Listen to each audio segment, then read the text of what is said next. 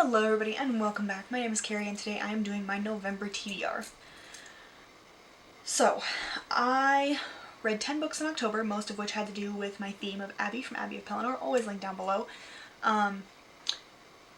And I really enjoy doing the themed months.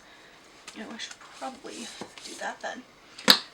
But November, I think we're just gonna essentially label it a catch-up or miscellaneous month, so I can read whatever the hell I want, within whatever genre, within anything. With the caveat that I do want to try and catch up on my nonfiction, which is beneficial because it is Nonfiction November. I have no idea what the prompts are, I haven't even looked. But I know that's a thing. It's meant to encourage more reading of nonfiction than you previously do. So if you don't read any, you read a book. If you read a lot, like I do, maybe read more. At this point, I'm just trying to balance out my fiction with my nonfiction because October was a really heavy fiction month, and I would like to, by the end of the year, have it balanced 50-50 fiction versus nonfiction. However, that said, Sea Sparrow comes out in November, which means I would ultimately really like to reread the Graceling series, which is Graceling, Fire, Bitter Blue, and Winterkeep. Is this required? No, because I've read all of these books more than one time, which means that I have every idea what's going on in them. But I adore these series, and apparently Sea Sparrow was inspired by Svalbard and like the Arctic, and I love the cold, and the pictures that Kristen Kishore has been posting on Twitter are absolutely stunning, and I need this book, and I need it, now. I know I'm not gonna get it now, I have to wait like everybody else. It's fine, we're calm, but there will be screaming in my house, so if you hear it, it's me. Don't worry about it. Anyway, if possible, I would like to reread this series just because I always love rereading this series anyway. I'm gonna put it back on my shelf. Literally a Graceling shelf. It's fine.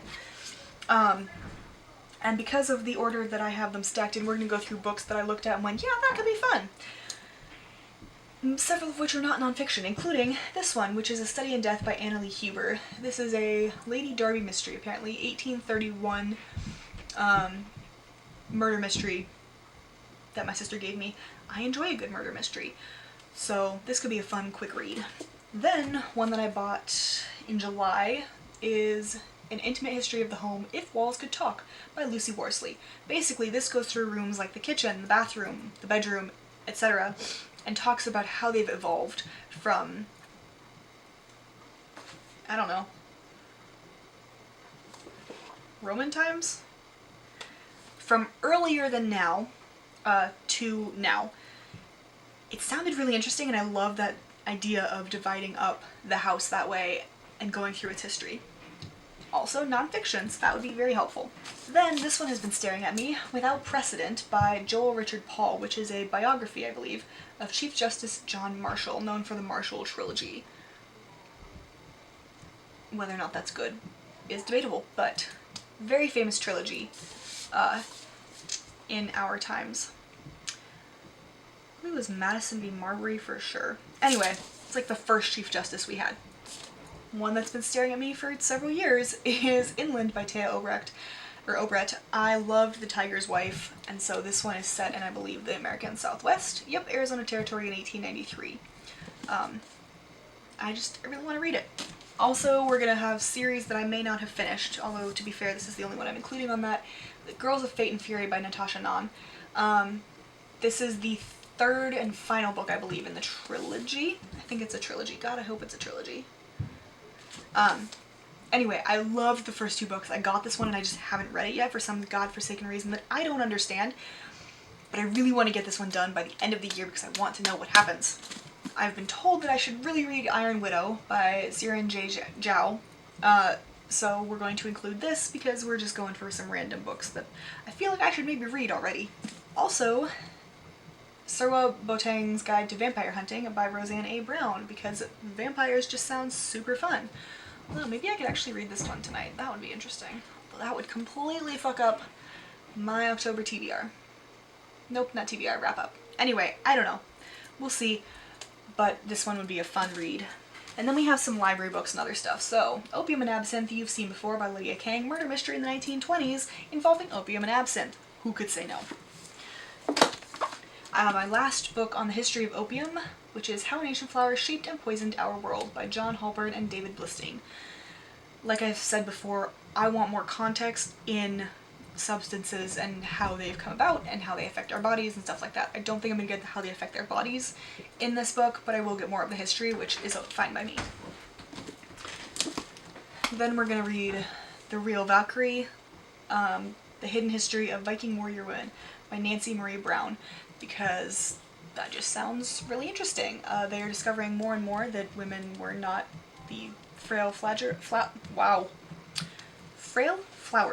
that we thought they were, and so this is some archaeological evidence of Vikings culture.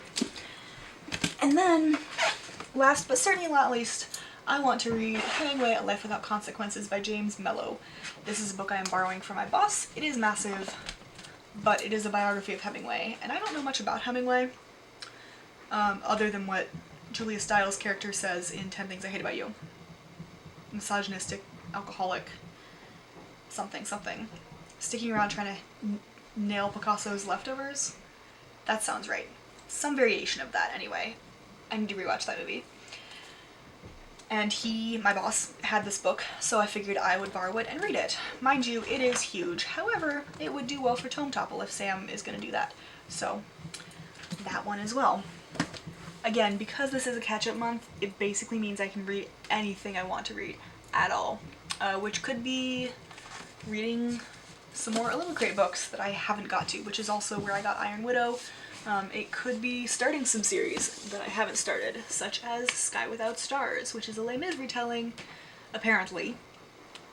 I don't even know when it's set, but I want to say it's like a science fiction-ish retelling.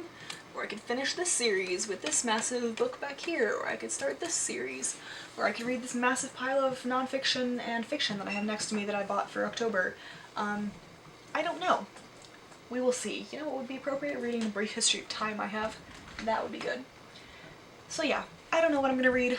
At the very least, I'm going to read the library books, and I need to start annotating some of the books I have for Christmas presents, because it is almost November. And if I don't start annotating now, I'm screwed. But those are some of the books, and otherwise, if you have suggestions, I am open. I'm probably going to try and get them from the library, but I'm open to suggestions. Anyway, those are all the books I theoretically might possibly read in November, and I will see you in my next video. Bye!